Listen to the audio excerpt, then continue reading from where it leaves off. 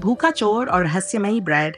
अंधेरी रात थी, गलियां सुनसान थीं, बस कुत्तों के भौंकने की आवाज और कहीं कहीं से कटोरियों की खड़खड़ाहट आ रही थी। एक दुबला पतला चोर, रघु, भूख से बेहाल घूम रहा था। उसका पेट ऐसी आवाजें निकाल रहा था जैसे कोई तबला बज रहा हो। रघु बड़बड़ाया, हे भगवान, भूख तो ऐसी लगी है कि दीवार भी चबा सकता हूँ, बस मसाले सही होने चाहिए। तभी उसकी नजर सड़क किनारे एक छोटी सी दुकान पर पड़ी जहां ताजा गर्मागर्म ब्रेड का ढेर रखा था। उनकी खुशबू इतनी लुभावनी थी कि उसके दिमाग में घंटियां बजने लगीं, लेकिन ये मंदिर वाली घंटियां नहीं, बल्कि भाग रघु वरना पकड़े जाओगे वाली घंटियां थीं। रघु ने इधर उधर देखा, दुकान मालिक अंदर सो रहा था। वह बिल्ली की तरह दबे पांव बढ़ा, एक ब्रेड झट से उठाई और ऐसे भागा जैसे कोई ओलंपिक में दौड़ रहा हो। एक गली में जाकर उसने दीवार से टेक लगाई और लंबी सांस ली।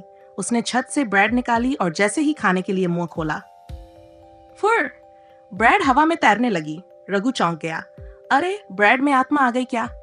तभी हवा में एक गूंजती हुई आवाज आई, रघु, ये साधारण ब्रेड नहीं, सत्य की ब्रेड है। जब तक तू अपने गुनाह कबूल नहीं करेगा, इसे खा नहीं सकेगा। रघु डरकर चारों ओर देखने लगा। कौन है?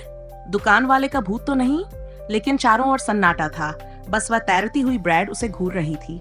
रघु ने पहले धीरे धीरे हाथ बढ़ाया, फिर झपट्टा मारा, फिर दोनों हाथों से उसे दबोचने की कोशिश की, लेकिन ब्रेड हर बार उसकी पहुंच से बाहर हो जाती।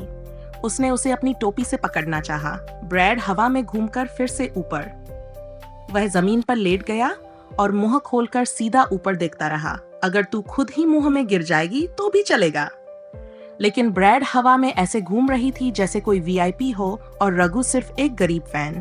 थक हार कर रघु ने सिर पकड़ लिया।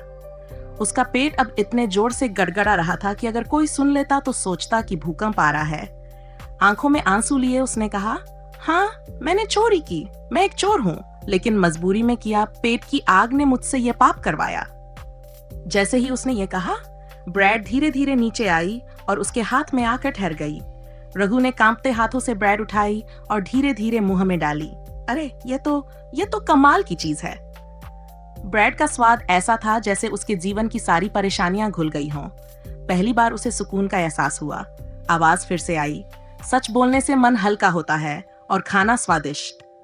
रघु खुशी से बोला, अगर सच बोलने से ऐसी ब्रेड मिले तो भाई, अब से मैं रोज सच बोलूंगा।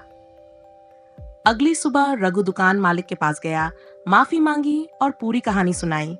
दुकान मालिक पहले गुस्से में था, लेकिन फिर हंस पड़ा। अगर तुम्हें भूख थी तो मांग लेते, चोरी क्यों? रघु ने सिर झुका लिया।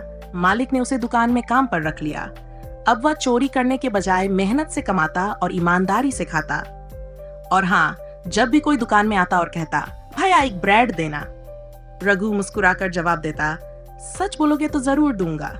सच बोलने से मन हल्का होता है और खाना भी ज्यादा स्वादिष्ट लगता है।